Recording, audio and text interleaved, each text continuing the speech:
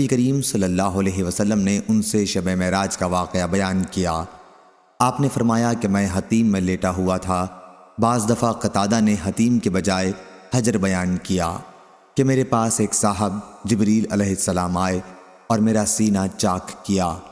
قتادہ نے بیان کیا کہ میں نے حضرت انس رضی اللہ عنہ سے سنا، وہ بیان کرتے تھے کہ یہاں سے یہاں تک۔ میں نے جارود سے سنا جو میرے قریب ہی بیٹھے تھے۔ پوچھا کہ حضرت انس رضی اللہ عنہ کی اس لفظ سے کیا مراد تھی، تو انہوں نے کہا کہ حلق سے ناف تک چاک کیا۔ قتادہ نے بیان کیا کہ میں نے حضرت انس سے سنا، انہوں نے بیان کیا کہ حضرت صلی اللہ علیہ وسلم کے سینے کے اوپر سے ناف تک چاک کیا۔ پھر میرا دل نکالا اور ایک سونے کا تشت لایا گیا جو ایمان سے بھرا ہوا تھا، اس سے میرا دل دھویا گیا اور پہلے کی طرح رکھ دیا گیا۔ اس کے بعد ایک جانور لایا گیا جو گھوڑے سے چھوٹا اور گدھے سے بڑا تھا اور سفید۔ جارود نے حضرت انس رضی اللہ عنہ سے پوچھا، ابو حمزہ کیا وہ براق تھا؟ آپ نے فرمایا کہ ہاں، اس کا ہر قدم اس کے منتہائے نظر پر پڑتا تھا۔ حضرت صلی اللہ علیہ وسلم نے فرمایا کہ مجھے اس پر سوار کیا گیا اور جبریل مجھے لے کر چلے۔ آسمان دنیا پر پہنچے تو دروازہ کھلوایا۔ پوچھا گیا کون صاحب ہیں؟ انہوں نے بتایا کہ جبریل علیہ السلام۔ پوچھا گیا اور آپ کے ساتھ کون ہے؟ آپ نے بتایا کہ محمد صلی اللہ علیہ وسلم۔ پوچھا گیا کیا انہیں بلانے کے لیے آپ کو بھیجا گیا تھا؟ انہوں نے جواب دیا کہ ہاں۔ اس پر آواز آئی، انہیں خوش آمدید، کیا ہی مبارک آنے والے ہیں وہ، اور دروازہ کھول دیا۔ جب میں اندر گیا تو میں نے وہاں آدم علیہ السلام کو دیکھا۔ جبریل علیہ السلام نے فرمایا، یہ آپ کے جد امجد آدم علیہ السلام ہیں، انہیں سلام کیجیے۔ میں نے ان کو سلام کیا اور انہوں نے جواب دیا اور فرمایا، خوش آمدید نیک بیٹے اور نیک نبی۔ جبریل علیہ السلام اوپر چڑھے اور دوسرے آسمان پر آئے، وہاں بھی دروازہ کھلوایا۔ آواز آئی، کون صاحب آئے ہیں؟ بتایا کہ جبریل علیہ السلام۔ پوچھا گیا آپ کے ساتھ اور کوئی صاحب بھی ہیں؟ کہا محمد صلی اللہ علیہ وسلم۔ پوچھا گیا کیا آپ کو انہیں بلانے کے لیے بھیجا گیا تھا؟ انہوں نے جواب دیا کہ ہاں۔ پھر آواز آئی، انہیں خوش آمدید، کیا ہی اچھے آنے والے ہیں وہ۔ پھر دروازہ کھلا اور میں اندر آ گیا تو وہاں یحییٰ اور عیسیٰ علیہ السلام موجود تھے، یہ دونوں خالہ زاد بھائی ہیں۔ جبریل علیہ السلام نے فرمایا، یہ عیسیٰ اور یحییٰ علیہ السلام ہیں، انہیں سلام کیجیے۔ میں نے سلام کیا اور ان حضرات نے میرے سلام کا جواب دیا اور فرمایا، خوش آمدید نیک نبی اور نیک بھائی۔ جہاں سے جبریل علیہ السلام مجھے تیسرے آسمان کی طرف لے کر چڑھے اور دروازہ کھلوایا۔ پوچھا گیا کون صاحب آئے ہیں؟ جواب دیا۔ جبریل سے پوچھا گیا کہ آپ کے ساتھ کون صاحب آئے ہیں؟ جواب دیا کہ محمد صلی اللہ علیہ وسلم۔ پوچھا گیا کیا انہیں لانے کے لیے آپ کو بھیجا گیا تھا؟ جواب دیا کہ ہاں۔ اس پر آواز آئی، انہیں خوش آمدید، کیا ہی اچھے آنے والے ہیں وہ۔ دروازہ کھلا اور جب میں اندر داخل ہوا تو وہاں یوسف علیہ السلام موجود تھے۔ جبریل علیہ السلام نے فرمایا، یہ یوسف علیہ السلام ہیں، انہیں سلام کیجیے۔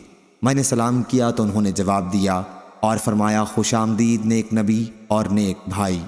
پھر جبریل علیہ السلام مجھے لے کر اوپر چڑھے اور چوتھے آسمان پر پہنچے۔ دروازہ کھلوایا تو پوچھا گیا کون صاحب ہیں؟ بتایا کہ جبریل۔ پوچھا گیا اور آپ کے ساتھ کون ہے؟ کہا کہ محمد صلی اللہ علیہ وسلم۔ پوچھا کیا انہیں بلانے کے لیے آپ کو بھیجا گیا تھا؟ جواب دیا کہ ہاں۔ کہا کہ انہیں خوش آمدید، کیا ہی اچھے آنے والے ہیں وہ۔ اب دروازہ کھلا، جب میں وہاں ادریس علیہ السلام کی خدمت میں پہنچا تو جبریل علیہ السلام نے فرمایا، یہ ادریس علیہ السلام ہیں، انہیں سلام کیجیے۔ میں نے انہیں سلام کیا اور انہوں نے جواب دیا اور فرمایا، خوش آمدید پاک بھائی اور نیک نبی۔ پھر مجھے لے کر پانچویں آسمان پر آئے اور دروازہ کھلوایا۔ پوچھا گیا کون صاحب ہیں؟ جواب دیا کہ جبریل۔ پوچھا گیا آپ کے ساتھ کون صاحب آئے ہیں؟ جواب دیا کہ محمد صلی اللہ علیہ وسلم۔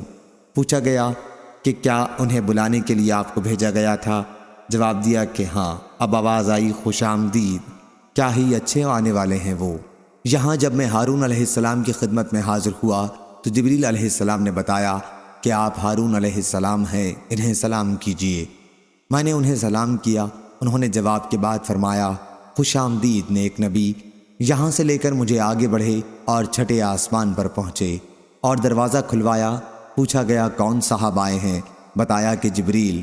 آپ کے ساتھ کوئی دوسرے صاحب بھی آئے ہیں؟ جواب دیا کہ محمد صلی اللہ علیہ وسلم۔